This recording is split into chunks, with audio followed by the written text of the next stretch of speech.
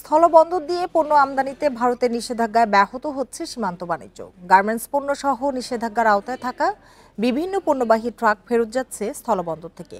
এ নিয়ে আরো জানাতে এবার সিলেট থেকে যোগ দিয়েছেন সহকর্মী মঞ্জুর আহমেদ। মঞ্জুর আহমেদ, সিলেটের কয়েকটি স্থলবন্দর দিয়ে তো আমরা জানি যে প্রক্রিয়াজাত খাদ্যপণ্য, প্লাস্টিক এবং ফলমূল রপ্তানি হয়। সেক্ষেত্রে এগুলোতে রপ্তানিতে কি ধরনের প্রভাব পড়ছে? এই ঈদে জামা জুতো অ্যাক্সেসরিজের ডিসকাউন্ট। মূলত হচ্ছে ভারতের সেভেন সিস্টারের সাথে কিন্তু সিলেট সীমান্তের বেশ কিছু এলাকায় শুল্ক বন্দর, স্থলবন্দর যে কিন্তু পণ্য রপ্তানি হয়। সিলেটে আসলে সবচেয়ে বড় যে স্থলবন্দর, যেটা কামাবিল স্থলবন্দর, সেখান থেকে আসলে মূলত ভারত থেকে আসলে এখানে আমদানি করা হয়, বেশি পাথর আমদানি করা হয় এবং কিছু পণ্য আছে যে পিভিসি পণ্য, স্থানীয়ভাবে উৎপাদিত কিছু পণ্য আছে, সেগুলো আসলে রপ্তানি করা হয় এই স্থলবন্দর দিয়ে। এছাড়া বিয়ানীবাজারের শেওলা শুল্ক স্টেশন দিয়ে সেখান থেকে কিন্তু বিপুল পরিমাণ পণ্য বাংলাদেশ থেকে ভারতে রপ্তানি করা হয়।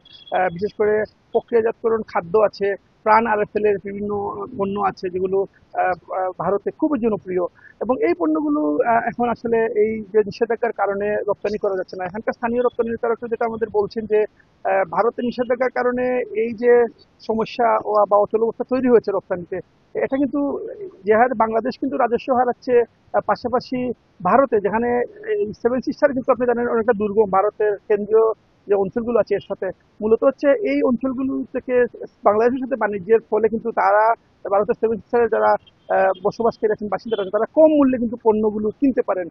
বিশেষ করে কস্টিং কম হওয়ার কারণে এখানে পণ্যগুলোর দাম অনেকটা কম হয়ে থাকে, বিশেষ করে বাংলাদেশি যে পণ্যগুলো ওখানে যায়। এই এই এই রপ্তানি কার্যক্রম বন্ধ থাকার কারণে কিন্তু ভারতের বাসিন্দারা, যারা স্থানীয় বাসিন্দারা কিন্তু অনেকটা পণ্যের দাম বাড়বে এমনটা মনে করছেন বাংলাদেশি ব্যবসায়ীরা। বাংলাদেশে যেটা ক্ষতি হচ্ছে, আপনি জানেন যে এখানে বেশ কয়েকটি শুল্ক স্টেশন আছে, এখান দিয়ে যে রপ্তানি কার্যক্রমগুলো চলত, প্রতিদিন অন্তত প্রায় $2 লাখ বেশি পণ্য রপ্তানি হতো এই স্থলবন্দরগুলো দিয়ে।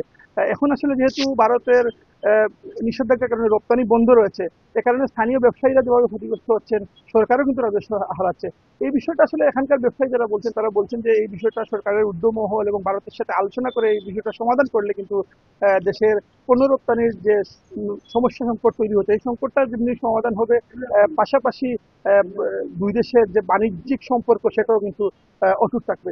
তো এই মুহূর্তে আসলে আমার সিলেটের কাস্টমস কর্মকর্তা যেটা আমাদের বলছেন যে যে প্রভাবটা পড়েছে, এটা কিন্তু বড় একটা প্রভাব আসলে ধীরে ধীরে পড়বে, কারণ এই মুহূর্তে যেহেতু কয়েকদিন হলো এই নিষেধাজ্ঞার কারণে পণ্য রপ্তানি হচ্ছে না, এটা যদি কন্টিনিউ চলতে থাকে তাহলে বড় একটা ক্ষতির সম্ভাবনা আছে এবং কি পরিমাণ প্রভাব পড়বে তারা আরো কিছুদিন পরেই তারা সেটা অ্যাসেস করতে পারবেন, এমনটা তারা আমাদের জানিয়েছেন।